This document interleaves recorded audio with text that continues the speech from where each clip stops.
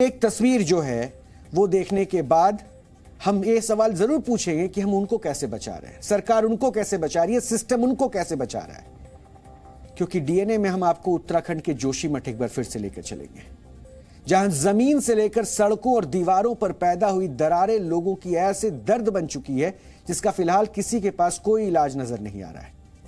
कुछ दिन तक खामोश रहने के बाद अब सरकार और प्रशासन भी अलर्ट मोड पर है और दरारों में समा रहे जोशीमठ को बचाने की कोशिशें भी की जा रही है।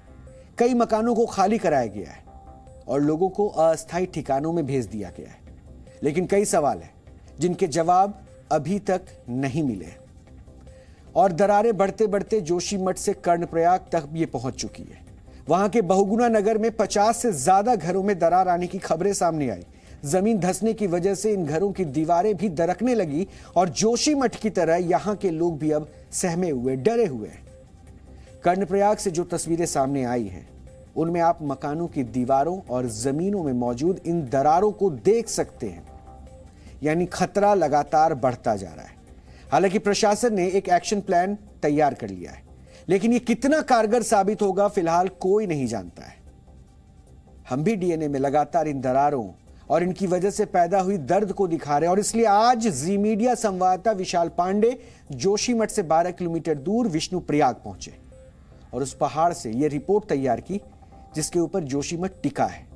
और इसलिए आज आपको अलकनंदा नदी के किनारे मौजूद विष्णुप्रयाग से हमारी ये ग्राउंड रिपोर्ट जरूर देखनी चाहिए, क्योंकि इसमें जोशीमठ संकट से जुड़े कई सवालों के जवाब मौजूद हैं।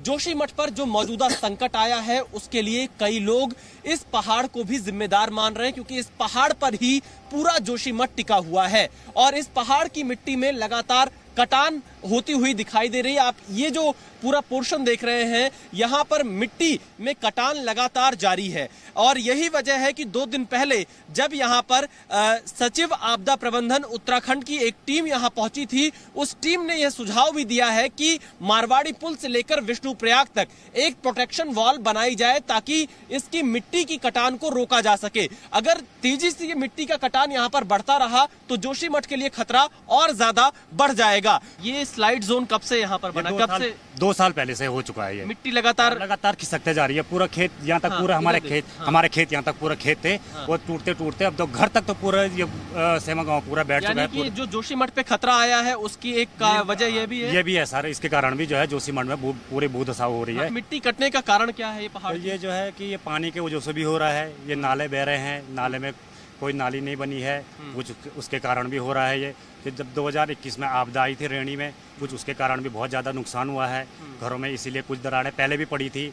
सबसे पहले दरार पड़ी थी सुनील गांव में, मेरे चाचा जी लोगों के यहाँ से 1 साल पहले ही वहाँ पे दरार पड़ी थी। धीरे धीरे आज की डेट में उनके मकान भी पूरा ढह चुका है। तो 2021 से आज 2023 से 2 साल में कोई काम ही नहीं हुआ यहाँ पर? अभी तक कोई काम नहीं हुआ था। ये अधिकारियों ने सुनी आपकी बात की नहीं? बात कौन सुनेगा सर, यहाँ पर कोई अधिकारी किसी ने नहीं सुना है। स्लाइड जोन 2 में भी मिट्टी की कटान लगातार जारी है। यहाँ पर भी एक प्रोटेक्शन वॉल बनाने की सिफारिश जांच कमेटी की तरफ से की गई है ताकि इस जगह की जो मिट्टी की कटान है उसको भी रोका जा सके और जोशीमठ को बचाने के लिए यह कदम उठाया जा सके। यह तस्वीरें धौली गंगा नदी की है, आगे चलकर यह अलकनंदा में मिल जाती है और यही आगे पूरा नदी बढ़ती जा रही है।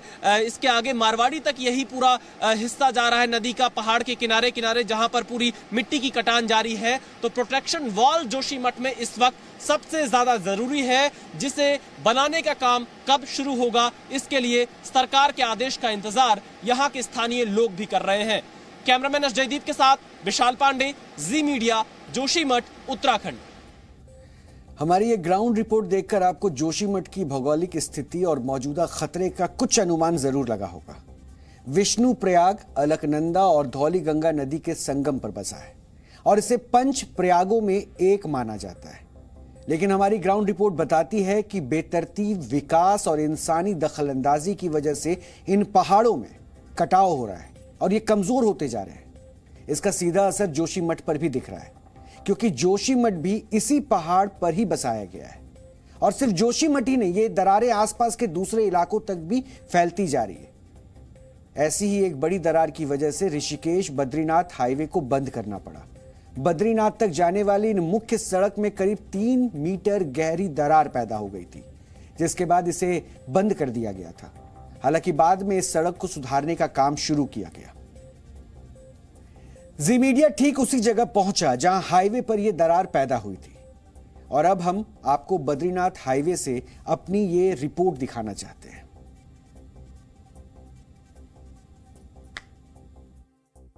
आप देखिए ये पूरी सड़क यहाँ पर धंस चुकी थी, जो कि मुख्य रास्ता था। इसे रिपेयर करने का काम यहाँ पर चल रहा है। बीती रात हमने आकर यहाँ पर देखा था कि किस तरह से सड़क गड्ढे में तब्दील हो गई थी, लेकिन अब यहाँ पर इसे रिपेयर करने का काम चल रहा है। ये मुख्य सड़क है जो बद्रीनाथ की तरफ जाती है। इस सड़क पर भी गड्ढा हो गया था, धंस गई थी, दरार बहुत ज्यादा पड़ गई थी। क्या नाम है आपका?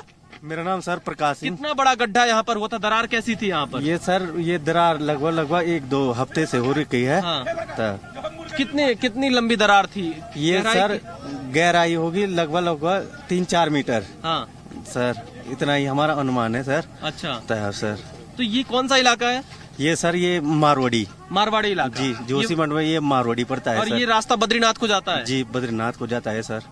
तो देखिए बद्रीनाथ को जाने वाला ये रास्ता 3-4 मीटर तक ये धंस गया था, और इसके अलावा यहाँ पर पूरी दरार थी। एक सीध में ये दरार आ रही है। आप देखिए यहाँ फिलहाल इस वक्त इस गड्ढे को भरने का काम चल रहा है, क्योंकि ये मुख्य सड़क है। रिपेयर का काम यहाँ पर चल रहा है, और तस्वीरें मैं आपको दिखा रहा हूँ। यहाँ फिलहाल ये सबसे बड़ा जो गड्ढा हुआ था वो यहाँ पर हुआ था। ये जो एरिया है यहाँ पर सबसे बड़ा गड्ढा हुआ था, जिसे इस वक्त भरने का काम किया जा रहा है। आप देख सकते हैं तस्वीरों में लगातार कि कैसे जोशीमठ में हालात जो हैं वो जगह जगह कुछ इस तरह के बन गए हैं कि लोगों को अब इस तरह से आके रिपेयर करना पड़ रहा है। ये पूरी सड़क एक किनारे जो आधा हिस्सा होता है वो धंस गई थी, और उसकी वजह से अब यहाँ पर रिपेयर का काम फिलहाल जारी है।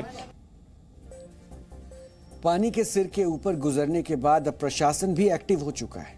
मुख्यमंत्री पुष्कर धामी और कई सीनियर अधिकारियों ने जोशीमठ का दौरा किया और हालात का जायजा लिया।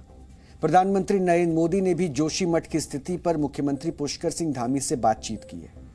जोशीमठ के सर्वे के बाद एक एक्शन प्लान भी तैयार किया गया है, और अब हम आपको बताएंगे कि इस एक्शन प्लान के अंदर है क्या।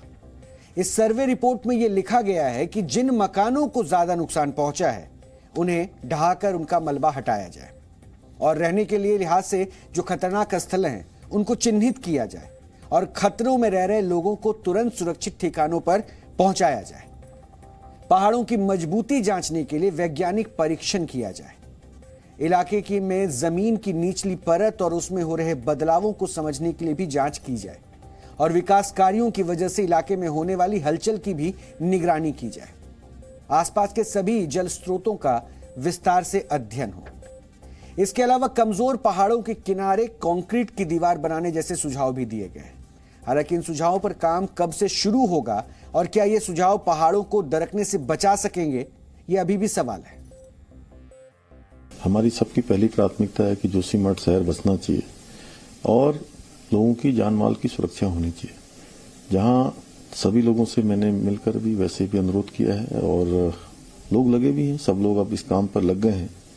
और जो खतरे की जद में आने वाले 68 मकान थे उन सभी को शिफ्ट किया गया है, और जो एक जोन बना है 600 मकानों से अधिक का, उनको भी वहां से सुरक्षित स्थानों पर ले जाने की कार्रवाई गतिमान है। हम सब लोग जो जोशीमठ वासियों के साथ हैं, और जोशीमठ शहर बचे इसके लिए हर संभव प्रयास होगा।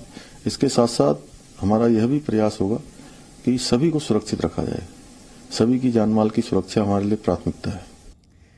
इस बीच विपक्ष भी सरकार को घेरने में कोई कसर नहीं छोड़ रहा है। पूर्व मुख्यमंत्री हरीश रावत भी जोशीमठ में मौजूद हैं, और वो लगातार धामी सरकार की कार्यशैली पर सवाल खड़े कर रहे हैं। उन्होंने धामी सरकार पर जोशीमठ के लोगों को अकेला छोड़ने का भी आरोप लगाया है। उन्होंने क्या कुछ कहा, आपको ये भी सुनवाते हैं। जिस समय सरकार के समूह को जोशीमठ के आशंकाग्रस्त और पीड़ित लोगों के साथ होना चाहिए था, उस समय वो उनके साथ केवल दिन में हैं।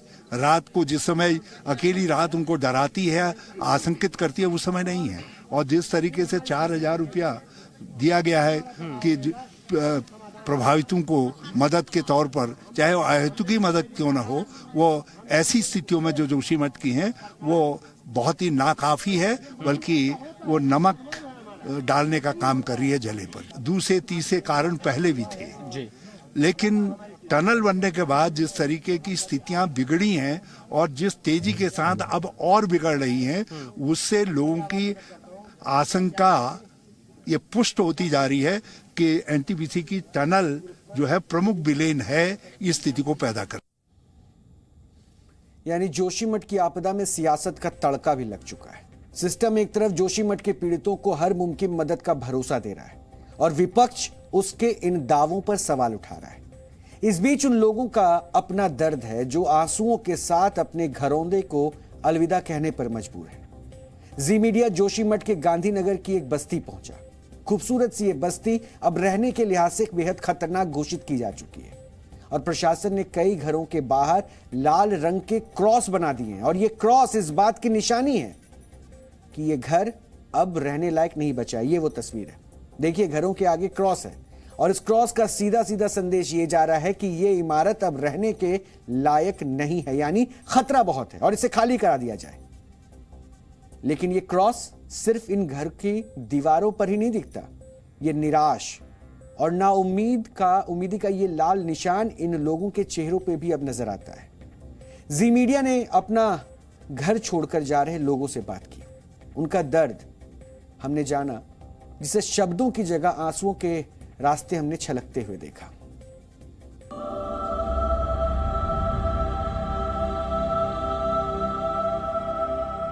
क्या करें तब, कहाँ जाएं?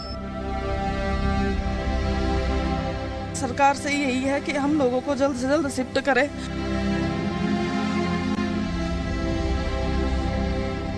सिर से छत छिनने का दर्द क्या होता है?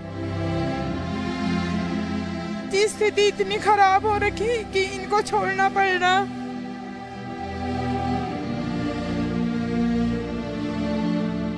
ख्वाबों की तरह बुने गए आशियाने को छोड़कर जब कोई दरबदर हो जाए तो उस दर्द को नापने का पैमाना शायद ही मौजूद हो। यहाँ पर लोग डर की वजह से अब अपने घर को खाली कर रहे हैं क्योंकि इनके घरों में दरार आ चुका है और यहाँ क्रॉस का मार्क भी लगा दिया गया है। गाड़ियों में सामान भरे जा रहे हैं, पूरे घर के सामान के साथ ये लोग अपना घर छोड़कर यहाँ से आगे जा रहे हैं। आंटी, क्या नाम है आपका? मेरा रमा देवी। ये आप ही का घर है? मेरा घर है। कहाँ जा रही हैं अब आप घर छोड़कर? व्यवस्था कर रखी है नगर पालिका वालों ने। अच्छा। धर्मशाला में वहाँ जा रहे हैं। कब आपके घर में दरार आई? हो गया 2-4 दिन हो गए यहाँ। तो पूरा परिवार छोड़ के जा रहा है? अब क्या करें तब, कहाँ जाएं? नहीं तो अंदर ही जब जाएंगे तो वैसे भी तो मरना ही है, जाना पड़ेगा। ये दर्द आप जोशीमठ के इन बाशिंदों की आंखों में महसूस कर सकते हैं।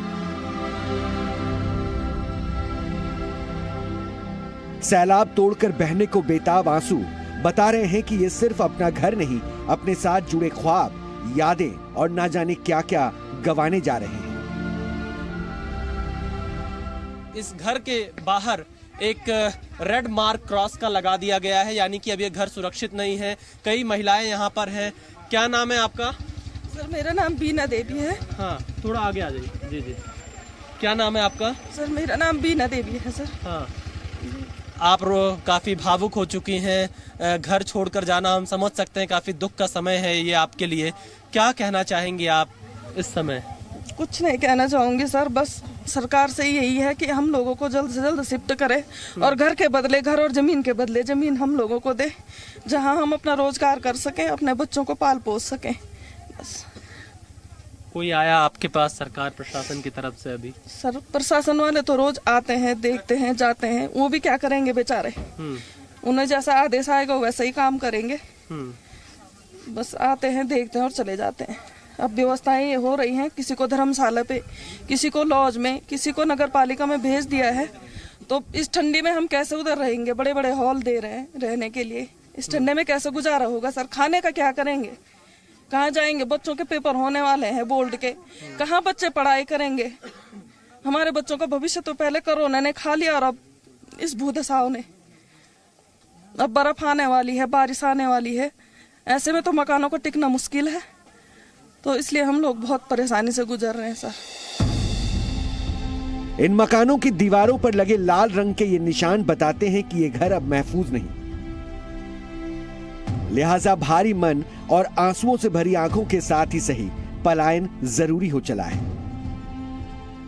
यहां पर फिलहाल घर के बाहर ये आप रेड क्रॉस देखेंगे, यानी अब ये घर रहने लायक सुरक्षित नहीं बचा है। और धसाव की स्थिति ये है कि पूरी दरार मकान में इस वक्त यहाँ पर दिखाई दे रही है। जोशीमठ में जमीन धंसती जा रही है, मकानों में दरार आते जा रहे हैं और इस तरह के क्रॉस के निशान के साथ लोग अपना घर छोड़कर कुछ इस तरह से अपने पूरे सामान के साथ मजबूर हैं जाने के लिए। कहां जाएंगे ये नहीं पता। धर्मशाला की व्यवस्था जरूर की गई है, लेकिन ठंड का मौसम है, बर्फबारी होने वाली है, उससे पहले अब ये लोगों की चिंताएं जमीन धंसने की वजह से बढ़ चुकी हैं। इसके साथ ही यहां पर जो दरारें आई हैं उसकी वजह से लोगों की चिंताएं काफी बढ़ चुकी हैं। ये तस्वीरें मैं आपको गांधीनगर इलाके की दिखा रहा हूं। यहां पर भी क्रॉस का निशान लगाया गया है, इस घर पर भी। जोशीमठ की इस बस्ती में कभी खिलखिलाहटें गूंजती थी। ये आंगन, चौबारे बच्चों की धमा चौकड़ी से गुलजार रहते थे, लेकिन अब सिर्फ सन्नाटा बचा है। जैसे लाल रंग का ये क्रॉस इनके मकानों पर ही नहीं, इनकी मुस्कानों पर भी चिपका दिया गया हो। हालात यहाँ पे बहुत खराब हो चुके। ये हमारे पड़ोसी है, हमने कभी सोचा भी नहीं कि ऐसा होगा। ये बहुत गरीब लोग थे। तब मैं यहाँ पे सभासद थी इस नगर की, और हम ही लोगों ने आवाज दिलवाया इनको, लेकिन आज स्थिति इतनी खराब हो रखी कि इनको छोड़ना पड़ रहा। और सरकार इनके लिए पूरा काम कर रही है, पूरी व्यवस्था कर रही है। आगे का भविष्य किसी को पता नहीं है क्या होगा, और जहाँ तक हमें लगता है कि सरकार अच्छा ही करेगी।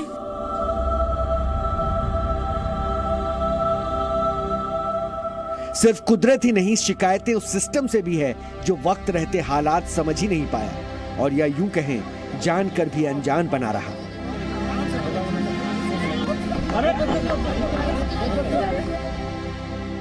जिस घरौंदे को घोंसले की तरह तिनका तिनका कर बुना गया हो, उसे इस तरह छोड़कर किसी अनजान सफर से निकलना आसान नहीं होता।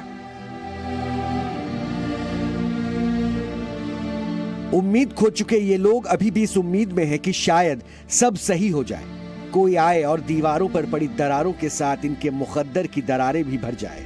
लेकिन दरारों में डूब रहे जोशीमठ के साथ ये उम्मीदें भी डूब रही हैं।